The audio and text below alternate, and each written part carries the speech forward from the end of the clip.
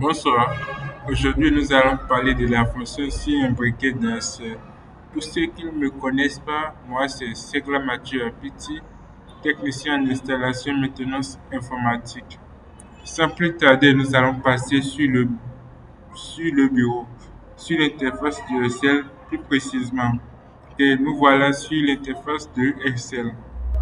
La séance passée, nous avons appris ainsi, c'est-à-dire les syntaxes pour l'utilisation d'un système. Aujourd'hui, nous allons entrer plus en profondeur et nous allons étudier les signes imbriqués, comme je l'ai déjà dit dans l'énoncé de cette vidéo. Nous partons ici de l'hypothèse que nous voudrions attribuer une mention donnée au nom de chaque personne, mais avec une seule instruction. On ne fera pas de si multiples, mais on doit avoir un seul si. C'est tout à fait possible, mais ça va nous demander un peu plus de réflexion. Ok, nous allons nous attendre sur l'attribution des mentions lorsque la note elle est inférieure.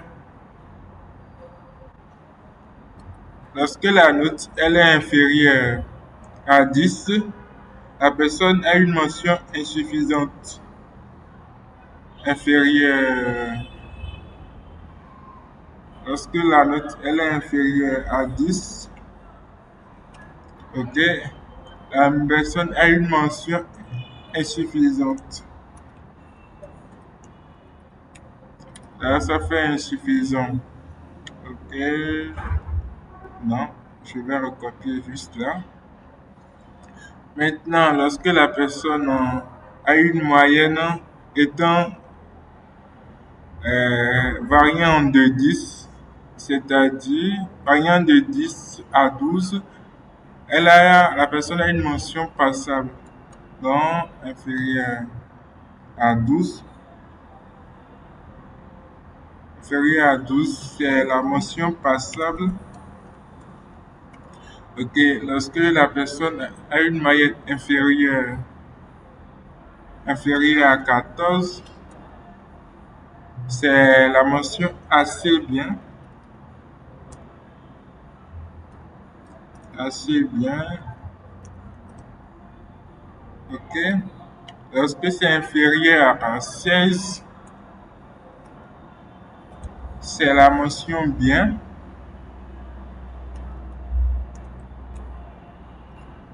Lorsque c'est inférieur à 18, lorsque c'est inférieur à 18, c'est la mention très bien. Lorsque c'est supérieur, lorsque c'est supérieur à 18, normalement pas ça, hein. Lorsque c'est supérieur à 18, c'est la mention excellente. Ça fait excellent. Ok. Maintenant, nous voulons combiner tout ça dans une seule condition, ce qui nous poussera à utiliser les signes imbriqués. Ok. Sans plus tarder, nous allons entrer dans la pratique. Ok.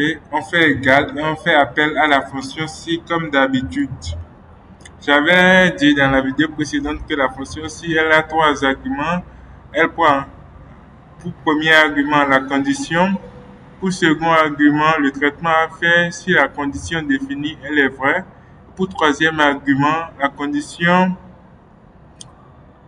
le traitement à effectuer si la condition elle est fausse. Donc pour les si imbriqués, nous allons créer de nouveaux si dans les traitements que Excel doit faire si les conditions sont fausses. Ok, c'est parti. Ok, le premier si est créé. La condition, c'est que si la note là, c'est plutôt si la note là est inférieure.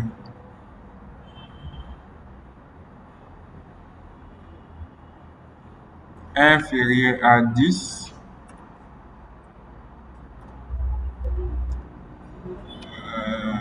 Si la note elle est inférieure à 10, je suis avec la mention insuffisante. La mention insuffisante plutôt. Bon, je vais mettre insuffisant ici. OK, un point virgule. Si la note toujours, vous voyez là, nous allons utiliser le troisième argument si c'est faux. Maintenant, si c'est faux, au lieu de mettre une condition, nous allons encore créer un autre cycle là. Donc, nous allons faire appel à si. Nous allons lui dire que si la condition